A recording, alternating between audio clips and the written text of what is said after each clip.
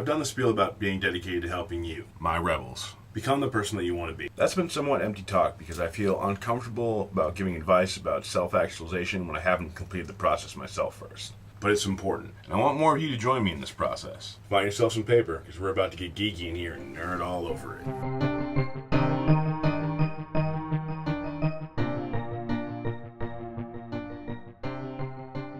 So today we're talking about charisma. Although charisma is something that everyone has to varying degrees, in the role-playing world, charisma is most important to the clerics, paladins, sorcerers, and bards. Back here in the real world, charisma is a benefit to managers, marketers, or anyone that has a career in performance, like a public speaker, a magician, or an actor. Charisma was once thought to be something that was divinely handed down from the heavens. This isn't really the case, though. While some aspects of charisma can't be changed much, most of what makes a person charismatic is the way that they express themselves. Marilyn Manson, Bobcat Goldthwait, Oprah Winfrey, Danny Trejo, Morgan Freeman, Ronda Rousey, George Takei, Ben Affleck, Johnny Depp, Sandra Bernhard, Steve Buscemi, Selena Gomez, Jay-Z, Chris Pratt, Dwayne Johnson, Jennifer Lawrence. What do all these people have in common? Other than being charismatic, not much, right? This just goes to show that there isn't one way to have charisma. There are many ways and many paths to take to get there. And you can certainly go from being not charismatic to having it radiate off of you.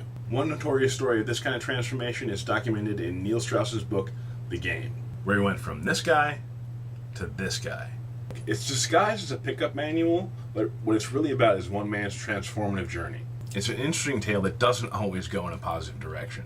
Strauss himself doesn't endorse many of the techniques that you'll find in the book. The real moral of his story is the same as the ugly duckling. You already have things inside of you that are beautiful, interesting, and charismatic. The trick is to bring those things to the surface instead of hiding them.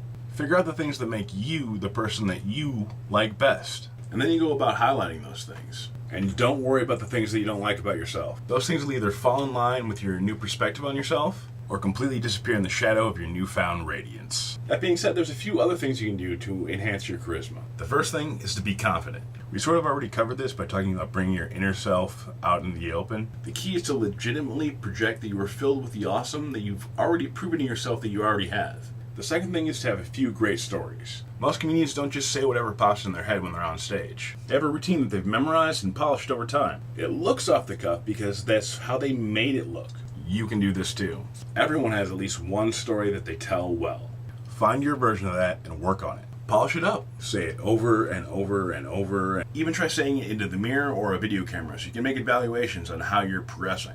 This is a great tool for helping develop more confident and comfortable body language. Seeing yourself how other people see you can work wonders. It's one of the best charisma enhancing tips that I can think of. The next thing you might want to work on is how you go about conversation. Try to make the conversation about the other person. Remember how you have that one story that you've polished? Everyone else has a story or three as well.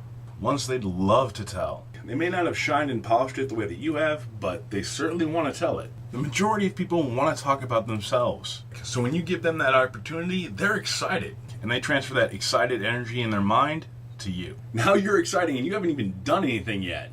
Another key to conversation is to pay attention. Actually listen to what the other person has to say. That's not just time that you're waiting for your turn to talk. And don't check your phone. It's such a rarity for someone to have your full attention these days. If you can actually manage to give them that, it'll set you far apart from the rest of the pack. Me personally, I've been trying hard to up my charisma. It's kind of an important thing if you want to be on this side of the camera.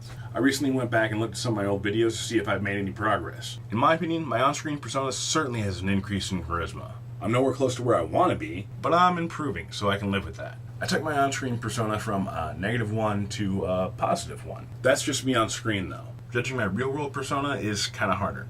In day-to-day life, I can't just push a button and play back what just happened, so I'm not really sure. But I'd like to think I'm about a +3 these days. How about you? What do you think your charisma score would be? If you found this enjoyable or amusing, please share this video and help it find a bigger audience. Don't forget to click like, subscribe, and otherwise follow me on social media so you don't miss out on what comes next. I'll be back Tuesday with a new video. Stick with me, Rebels. We can do this. I'm just a little scruffy today. However, it is a Tuesday, so this is just me getting it out there.